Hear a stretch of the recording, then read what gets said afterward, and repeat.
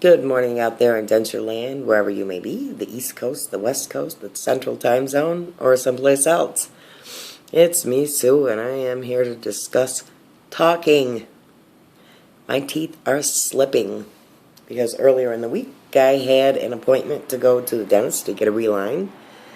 And like I mentioned before, I was on the couch with a bellyache that was terrible, so I had to reschedule.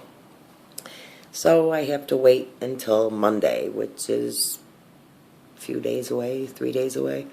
So until then, it's bonding time in my C-bond. So at any rate, talking with dentures and MS. Or Lyme. Can't rule that out. It's difficult sometimes to talk when you have MS. Some people have more problems with it than others. I don't have a problem with it unless I am having like exacerbations, and then like I said before, my speech becomes slurred. And when you get new dentures, you have to learn to talk all over again. And like I mentioned before, my dentures are touching the top of my tongue right now because they are too filled up in the front, so it's pushing down in the back. And when you have MS, of course, you have problems sometimes getting your words out.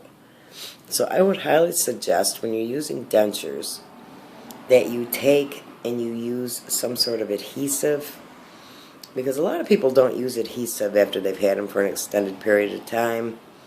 However, with MS, I would highly suggest it. And like I've mentioned before, try to find something that does not have zinc in it, because it does cause neurological problems after extended use. And we're already suffering from that, and we don't want to add to it.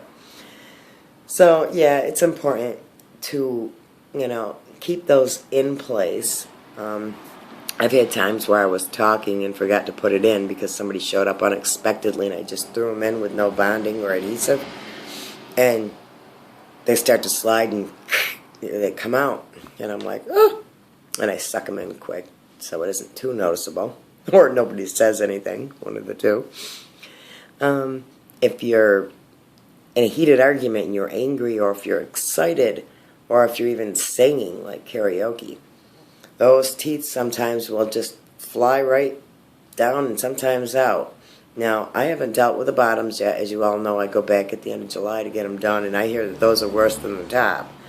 So if I'm having problems with the top, I can only imagine, but I'll keep you posted. And so that's really about it as far as the adhesives go. You really, when you have MS, like I said, some people have like that jaw that kind of moves, or, the muscle coordination isn't there anymore. So adhesives are a must. And when you get a new reline, like I've said before, you want to pay attention to how they feel, because you're going to learn how to talk all over again with every reline. It's kind of like in the back here, there isn't a lot of room, at least with the uppers. So you learn to talk differently. And that's about it for today. Feel free to leave those comments below down there. We'd love to hear your story. Thanks.